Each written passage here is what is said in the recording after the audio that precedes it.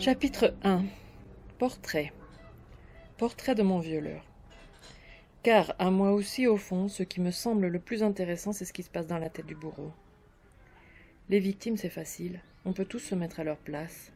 Même si on n'a pas vécu ça, une amnésie traumatique, la sidération, le silence des victimes, on peut tous imaginer ce que c'est, ou on croit qu'on peut imaginer.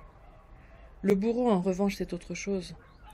Être dans une pièce, seul avec un enfant de 7 ans, avoir une érection à l'idée de ce qu'on va lui faire, prononcer les mots qui vont faire que cet enfant s'approche de vous, mettre son sexe en érection dans la bouche de cet enfant, faire en sorte qu'il ouvre grand la bouche, ça c'est vrai que c'est fascinant. C'est au-delà de la compréhension. Et le reste, quand c'est fini, se rhabiller, retourner vivre dans la famille comme si de rien n'était. Et une fois que cette folie est arrivée, recommencer, et cela pendant des années. N'en jamais parler à personne. Croire qu'on ne va pas vous dénoncer, malgré la gradation dans les abus sexuels. Savoir qu'on ne va pas vous dénoncer. Et quand un jour on vous dénonce, avoir le cran de mentir, ou le cran de dire la vérité, d'avouer carrément. Se croire injustement puni quand on prend des années de prison. Clamer son droit au pardon. Dire que l'on est un homme, pas un monstre. Puis, après la prison, sortir et refaire sa vie. Même moi, qui ai vu cela de très près, du plus près qu'on puisse le voir, et qui me suis interrogé pendant des années sur le sujet, je ne comprends toujours pas.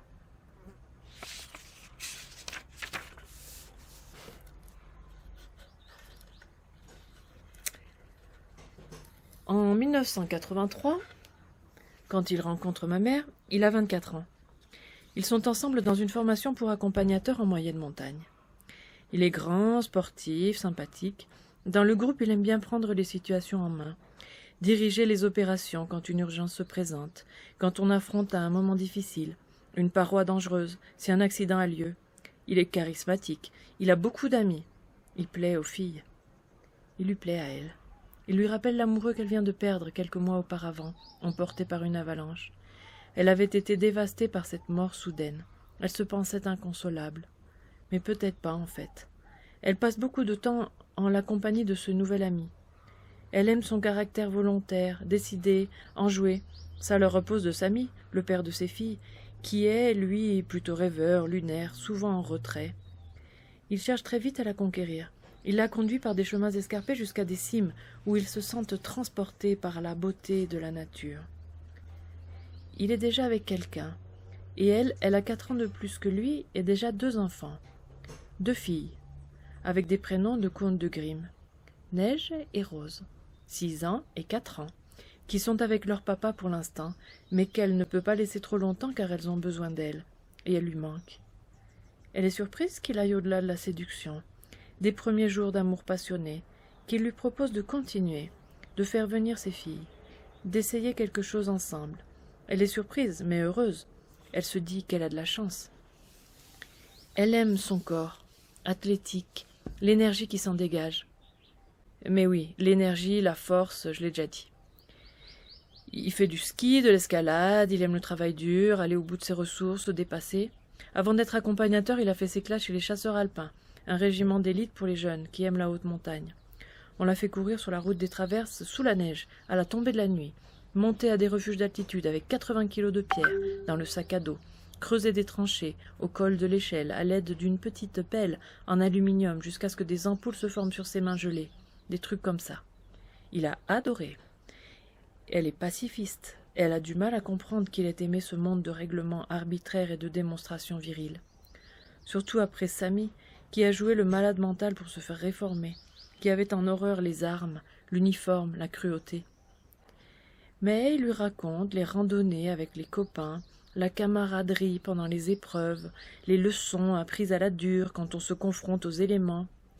Avant cela, il se croyait prisonnier d'une grise banlieue. C'est l'amour du sport qui l'a amené à découvrir autre chose. Maintenant, il sait qu'il ne repartira pas. Il a trouvé sa voie, dans la nature, avec elle. La montagne, les chasseurs alpins, la banlieue, ça aussi je l'ai déjà dit.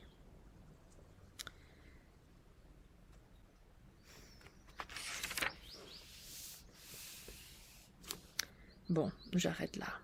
J'ai essayé. Je voulais faire ce portrait depuis ma perspective d'aujourd'hui. de femme, devenue mère à mon tour, en cherchant à voir ce que ma mère voyait à l'époque, ce que les gens de notre entourage voyaient, ce qu'on voit en général dans un corps, un visage, quand on lit un portrait, avec des yeux adultes, habitués à la lecture, aux descriptions de personnages dans les romans, les reportages, à regarder et interpréter des images.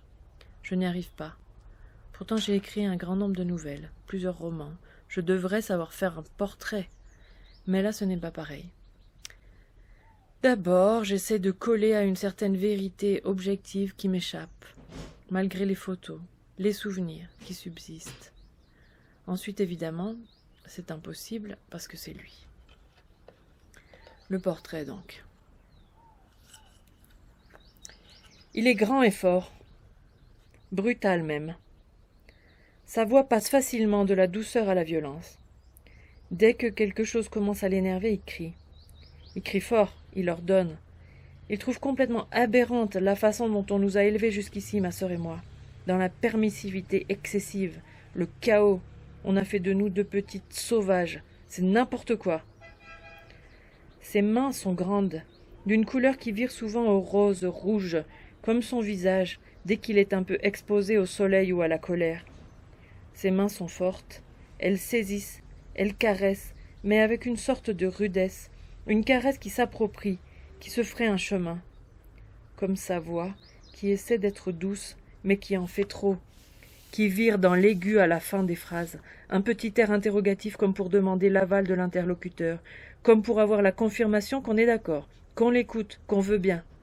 Sauf que le temps ne change pas si la confirmation n'est pas donnée, si on reste en silence ou si on dit non. La voix continue, pareil. En réalité, cette petite note d'interrogation fait partie de son monologue qui tourne en boucle. Son corps est grand, ses pieds laids comme tous les pieds, mais d'autant plus laids qu'ils sont poilus et roses et abîmés. C'est bizarre qu'il ait des poils sur les pieds, car le reste du corps est plutôt lisse, le torse, les bras. Sa peau surtout est laide, de différents tons de rose, de blanc, de rouge et de marron. La peau de son sexe, tendue toujours sous l'érection, d'un rose violacé qui prend une teinte pêche quand on s'éloigne du gland pour revenir beige et fripé sur les testicules, comme si c'était de la peau morte. Un bout de cadavre qui pend sous l'énorme sexe bandé et dur comme un os.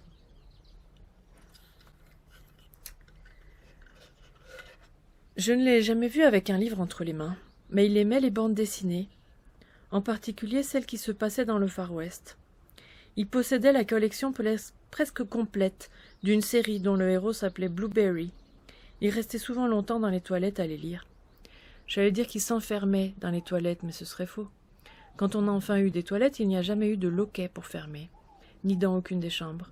Il ne voulait pas que quiconque ait le contrôle sur une possible intimité. Aujourd'hui, je trouve ça un peu étrange. Ça l'aurait sans doute arrangé de pouvoir fermer derrière lui quand il était seul dans une pièce avec moi.